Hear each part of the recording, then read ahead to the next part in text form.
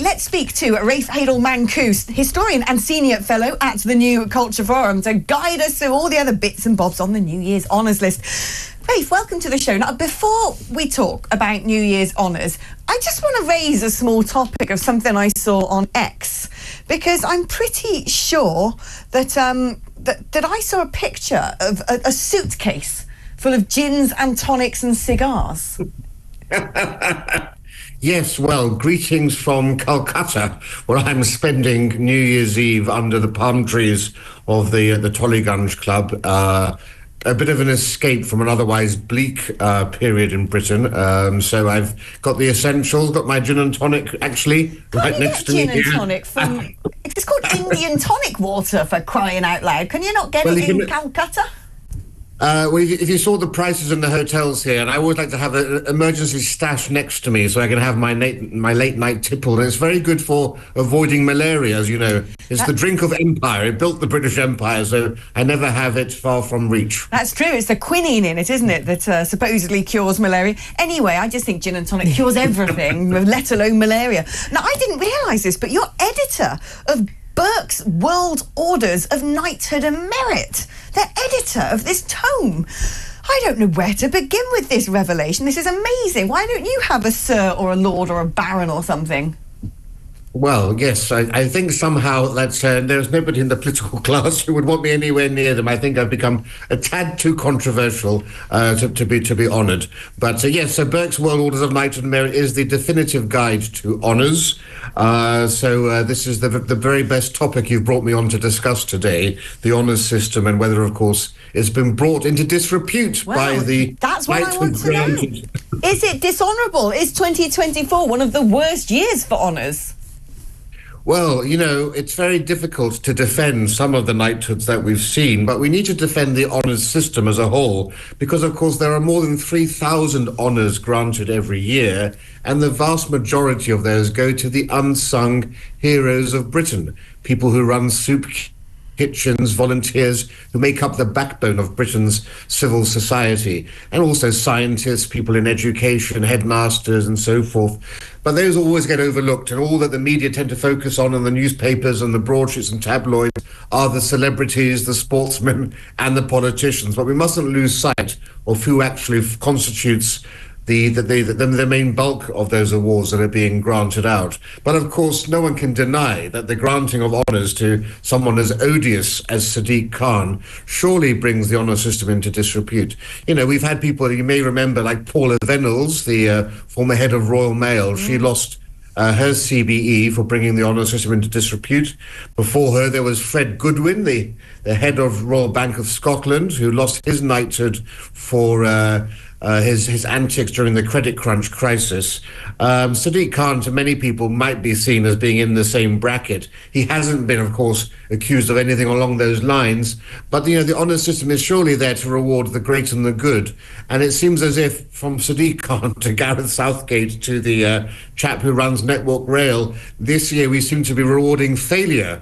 Maybe that's the most British thing of all, actually. When did old Sir Keir Starmer get his knighthood? Who decided that? Well, he got his, of course, for being head of the DPS. But what you do raise an interesting point. You know, what is it about socialists that they rail against the class system at every opportunity, but they're the first ones in line to accept elite titles like this that put them at the very top of the class system's pecking order.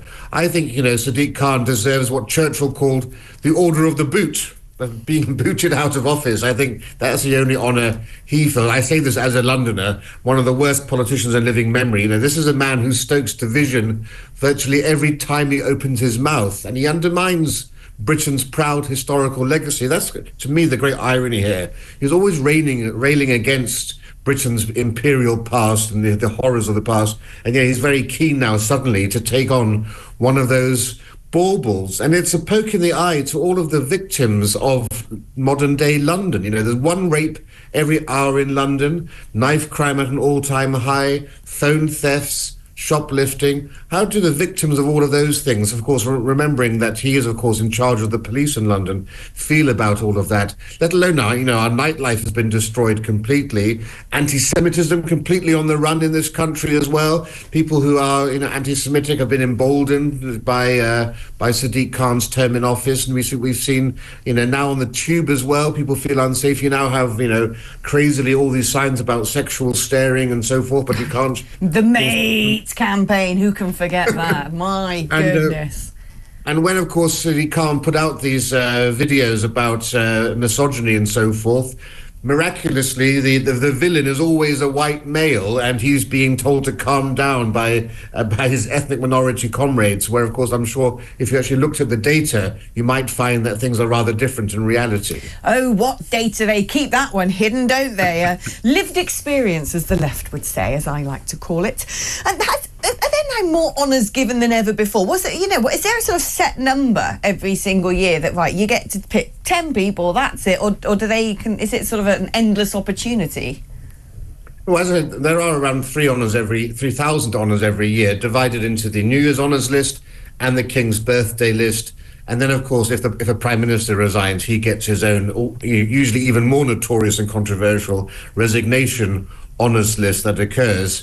But actually, the honours system has been cleared up very much. So, there are these committees. There's a science committee, a business committee, education, sports, and they're very pucker. I think the problem what we have here is that, of course, the Prime Minister and number 10 are still involved in some of these appointments, and there's a very good argument to be made, particularly after these announcements, to remove the Prime Minister completely from this and have another independent committee overseeing political appointments, because quite frankly, these sorts of things do make people question the honours system, because most people don't really understand much about the honours system. But it should be said, no longer do you get automatic gongs like you used to get in the old days. So there are ambassadors to quite major countries in the world that aren't knights.